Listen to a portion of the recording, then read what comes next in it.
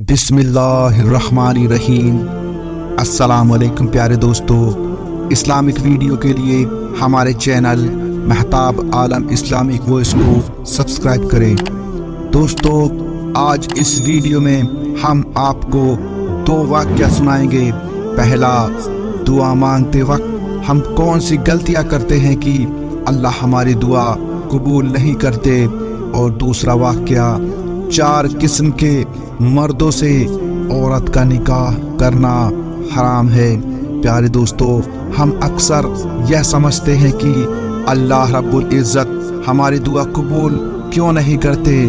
तो दोस्तों, दर हकीकत हम दुआ मांगने में कुछ गलतियां करते हैं। आज की इस वीडियो में हम उन गलतियों के बारे में जानेंगे, आखिर वह कौन सी गलतियां हैं। तो दोस्तों, दुआ मांगते वक्त यह 2 गलतियां कभी भी मत करना। वह 2 गलतियां जिनके करने की वजह से दुआ कबूल नहीं होती, वह काम कौन कौन से हैं, आइए हम सब उसके बारे में जानते हैं। दोस्तों, हम सब जानते हैं कि दुआ करना भी एक इबादत है। दुआ के बगैर इबादत का मज़ा ही नहीं होता। दोस्तों, जो बंदा दुआ नहीं करता उसके दिल को सुकून नहीं मिलता। दुआ के अंदर अल्लाह पाक ने सुकून रखा है।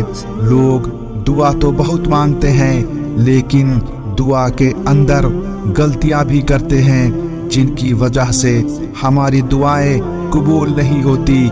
फिर अल्लाह पाक से शिकायत करते हैं, और तो और हम लोगों से भी शिकायत करते हैं कि हमारी दुआएं कबूल क्यों नहीं होती। तो 2 ऐसी गलतियां हैं जो अक्सर हम दुआओं में करते हैं, जिनकी वजह से हमारी दुआ कबूल नहीं होती।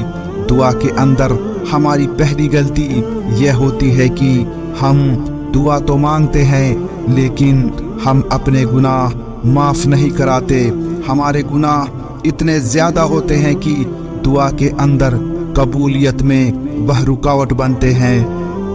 जैसे कोई बंदा अल्लाह पाक की नाफरमानी करता है और उसके बाद तौबा किए बगैर दुआ करता है, तो उम्मीद है उसकी दुआ कबूल नहीं होगी, क्योंकि दुआ के आगे गुनाह आ जाते हैं। इसलिए जब भी गुनाह करे तो अल्लाह पाक से माफ़ी मांग ले। एक अल्लाह के वली से पूछा गया कि हमारी दुआएं कबूल क्यों नहीं होती, तो उन्होंने कहा कि गुनाहों की वजह से हमारी दुआएं कबूल नहीं होती हैं। और दूसरी गलती यह है कि जिसकी वजह से हमारी दुआएं कबूल नहीं होती, वजह है कि जब हम दुआ मांगते हैं तो 2, 3 या ज़्यादा से ज़्यादा 10 मरतबा मांग कर मायूस हो जाते हैं, यानी कि उम्मीद छोड़ देते हैं, ना उम्मीद हो जाते हैं। इंसान यह सोचने लगता है कि मेरी दुआ कबूल ही नहीं हो रही है, तो मांगने का क्या फ़ायदा। लेकिन इंसान ये नहीं सोचता कि हो सकता है कि इसमें अल्लाह की कोई ना कोई हिकमत हो। नबी करीम हुजूर पाक सल्लल्लाहु अलैहि वसल्लम ने इरशाद फरमाया, बंदे की दुआ उस वक्त तक कबूल की जाती है जब तक वह दुआ में जल्दी ना करे। जैसे ही बंदा दुआ करने के बाद जल्दी करेगा, सब्र नहीं रखेगा, तो उसकी दुआ कबूल नहीं होगी। तो दोस्तों, दुआ के बाद सब्र रखना चाहिए, तभी हमारी दुआएं कबूलियत को पहुंचेगी। प्यारे दोस्तों, यह एक दूसरा वाक़या जो औरतों से मुताल्लिक है। इस वाक़ये को आपको लाजमी सुनना चाहिए, आखिर तक ज़रूर सुने।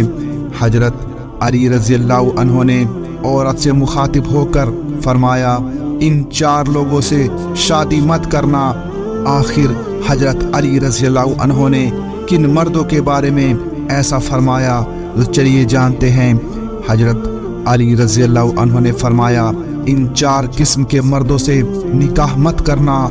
तमाम औरतों के लिए यह एक नसीहत है। हजरत अली रज़ियल्लाहु अन्हु ने फरमाया कि जब भी रिश्ता करने लगोगे तो इन 4 मर्दों से बच कर रहो। यह 4 निशानी जिन मर्दों में पाई जाएं तो वह बेवफा होते हैं, और عورتوں کو تکلیف دیتے ہیں۔ نمبر 1، وہ آدمی جو شرابی ہو یعنی شراب کا عادی ہو، ایسے مرد سے شادی نہیں کرنا۔ نمبر 2، وہ مرد جو ہم جنس پرست ہو، ایسے مرد عورت کو کبھی سکون نہیں دے سکتا، کیونکہ یہ مرد وہی گناہ والا کام کرے گا کہ جس کی وجہ سے اللہ پاک نے قوم لوط کو برباد کر دیا۔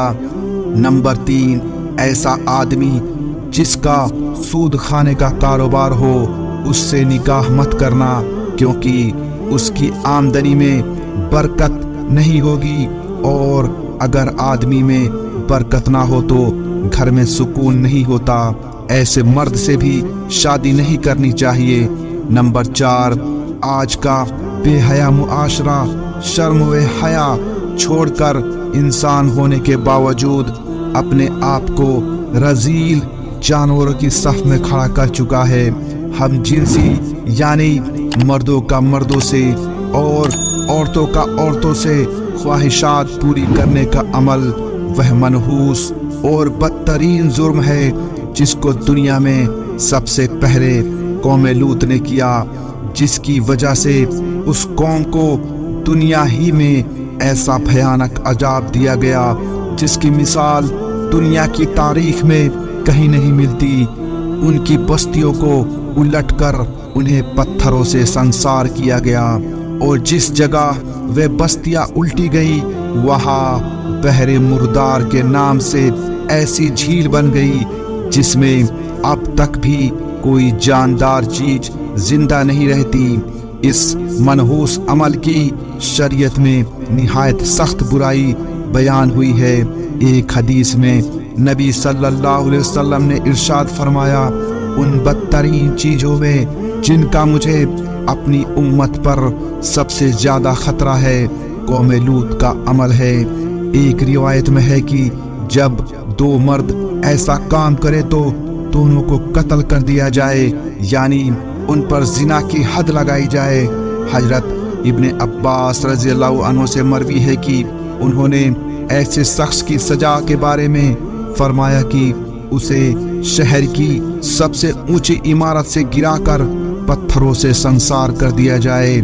حضرت خالد بن ولید رضی اللہ عنہ نے حضرت ابو بکر صدیق رضی اللہ عنہ کو خط لکھا کہ انہوں نے عرب کے کچھ قبیلوں میں ایک ایسا شخص دیکھا ہے جس کے ساتھ عورتوں کی طرح نکاح کیا جاتا ہے، یعنی ہم جنسی کی جاتی ہے۔ جب یہ خط حضرت ابو بکر صدیق رضی اللہ عنہ کے پاس پہنچا تو آپ نے حضرات صحابہ رضی اللہ عنہ کو جمع کیا اور مشورہ کیا کہ ایسے شخص کو کیا سزا دینی چاہیے۔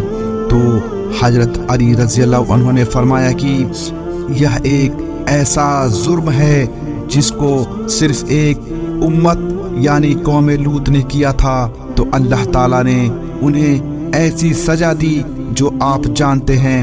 میرا مشورہ یہ ہے کہ ایسے شخص کو آگ میں جلا دیا جائے۔ چنانچہ دوسرے صحابہ کی رائے بھی اس سے متفق ہو گئی اور حضرت ابو بکر صدیق رضی اللہ عنہ نے اس شخص کو جلا دینے کا حکم دے دیا۔ مشہور محدث حضرت محمد بن سیرین فرماتے ہیں کہ جانوروں میں سے بھی سوائے گدھے اور خنزیر کے کوئی جانور قوم لوط والا عمل نہیں کرتا۔ حضرت مجاہد فرماتے ہیں کہ اگر یہ منحوس عمل کرنے والا شخص آسمان و زمین کے ہر قطرے سے بھی نہا لے تو پھر بھی باطنی طور پر ناپاک ہی رہے گا۔ اللہ تعالیٰ سے دعا ہے کہ اللہ رب العزت ہماری ہر طرح سے حفاظت فرمائے اور کسی بھی طرح کے گناہ کے کام کرنے سے بچائے، آمین۔ پیارے دوستو، ہم امید کرتے ہیں کہ آپ کو آج کا یہ ویڈیو پسند آیا ہوگا۔ اس ویڈیو کو لائک، شیئر اور ایسی ہی ویڈیوز دیکھنے کے لیے آپ ہمارے چینل کو ضرور سبسکرائب کریں۔ ہم ملتے ہیں آپ کو اگلی ویڈیو میں، تب تک کے لیے السلام علیکم ورحمۃ اللہ وبرکاتہ۔